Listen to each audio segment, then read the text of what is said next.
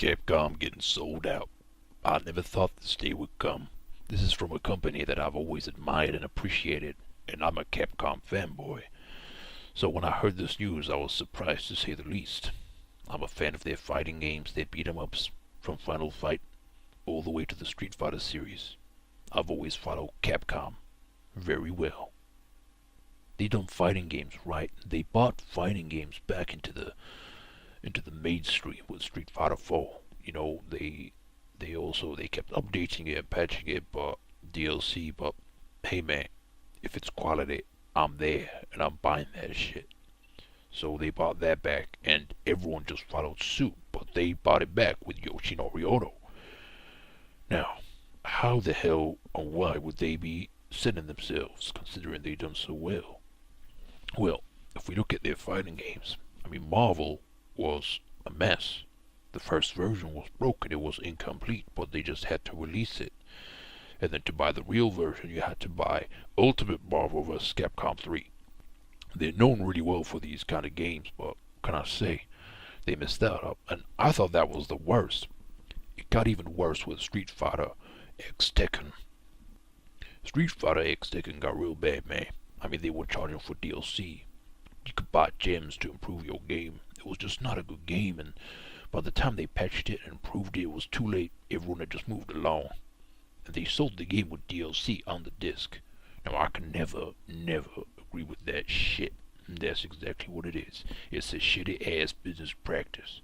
Fuck. You know, I got so angry when that happened. I just threw my SFXD copy in the bag of bin and shit. I couldn't handle it. And this is from a game known for the arcade games. You know, back in my day, that's all we done, man. You know, we played them arcade games. We played Strider, you know, we played Captain Commando. That was the shit back then. And, you know, respect to them for coming out with that Strider reboot. That was exactly what they need to do. Stick to good funded games, cheap budget, but still quality, instead of fucking things up, like what they done with Bionic Commando, or even the Devil May Cry with that stupid ass reboot. Devil May Cry. God, man, they messed that up real bad. Think about that for a second. How the fuck can you mess up Devil May Cry? Easy. Make Dante into a homo, and then fuck up the system with this weird trashy system. Now, I think the game is fun, don't get me wrong, but it's not a Devil May Cry game. Don't call it Devil May Cry. Call it anything else, and I would have given it good ratings, but don't tarnish the name of that IP. You had loyal fans of that series, and they messed it up. And they done the same with Resident Evil. Man, I can spend a whole 10 minutes talking about that shit. Man, Resident Evil was destroyed, man. It was really badly damaged. After Resident Evil 3, they really fucked it up bad. They had to go the card way. After Shinji Mikami was told by Capcom, hey, you know, the remake on the GameCube didn't sell well. Please make it more action-based. Let's have more action in this game. Let's make it like Call of Duty. And everything went to shit. Resident Evil 4 was a good game, but it's not Resident Evil. It's not the horror survival thing that they created. Shinji Mikami created that shit. And you know what he done after Resident Evil 4? He left Capcom. You know why? Because he realized they were just too greedy, man. They wanted more money for less cash. And I don't like that. They done the same thing with the Mega Man franchise.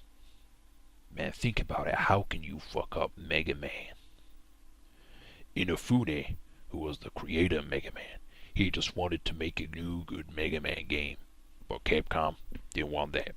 So you know what he did? He went to Kickstarter and made the Mighty Number 9.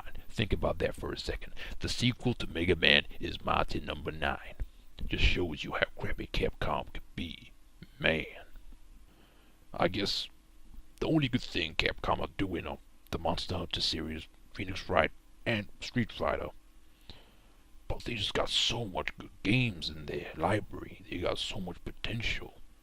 I don't know why they just couldn't just continue and just make good games, simple good games. This reminds me of that whole Square Enix thing with their Final Fantasy and how they went to shit. Man, I hope that Capcom don't get sold out to a bad company. And I really do hope that if they do, they continue to make good games, because I'm a fan of these IPs. I love me some Capcom, and this has been such a shock to me as a loyal fan for them to kind of continuously, year after year, mess things up from a company respected really highly and around the world, and even in Japan they really loved. So I don't know what's going on through their mind and what they're aiming to do.